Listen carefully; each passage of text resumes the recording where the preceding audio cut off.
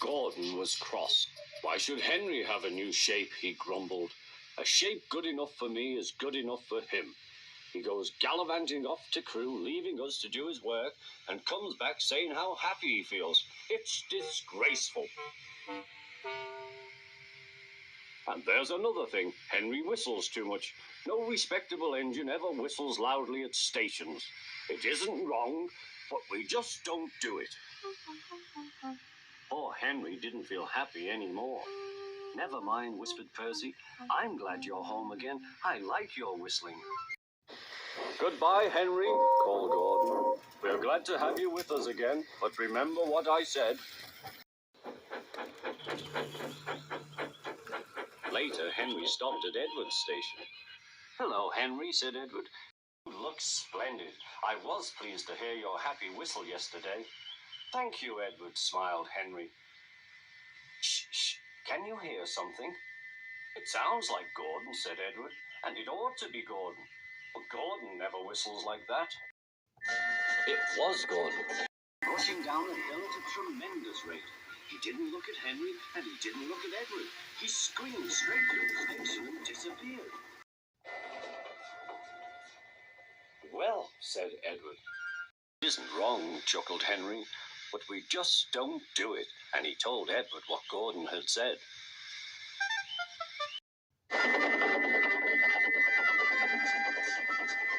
Meanwhile, Gordon screeched along the line. The noise was awful.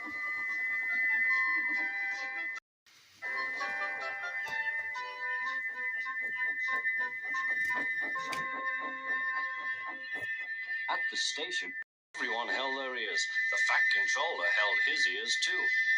Take him away, he bellowed, and stop that noise!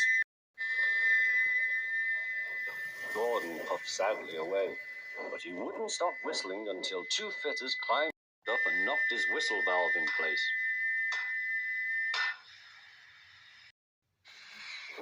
That night, Gordon slunk into the shed. He was glad it was empty. It isn't wrong, murmured Henry to no one in particular, but we just don't do it. No one mentioned whistles. Next morning, Henry was enjoying himself enormously. I feel so well, he sang. Trickety-tock, on his coaches. Then he saw some boys on a bridge. Peep, peep, hello. Whistle. Oh, he called. The boys didn't wave and take his number. They thought it fun to drop stones on him instead.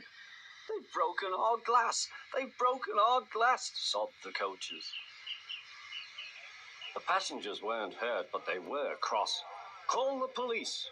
No, said the driver. Leave it to Henry and me. What will you do, they asked. Can you keep a secret? Yes, yes. Well then, said the driver. Henry is going to sneeze at those boys.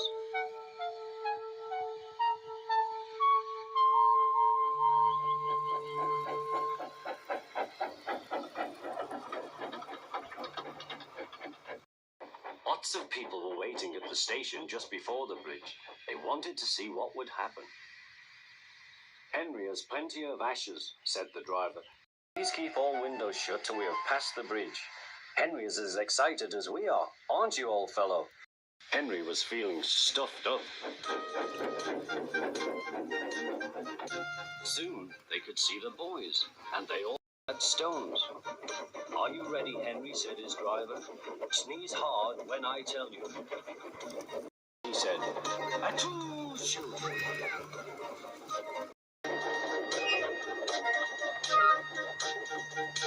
Well done, Henry, laughed his driver.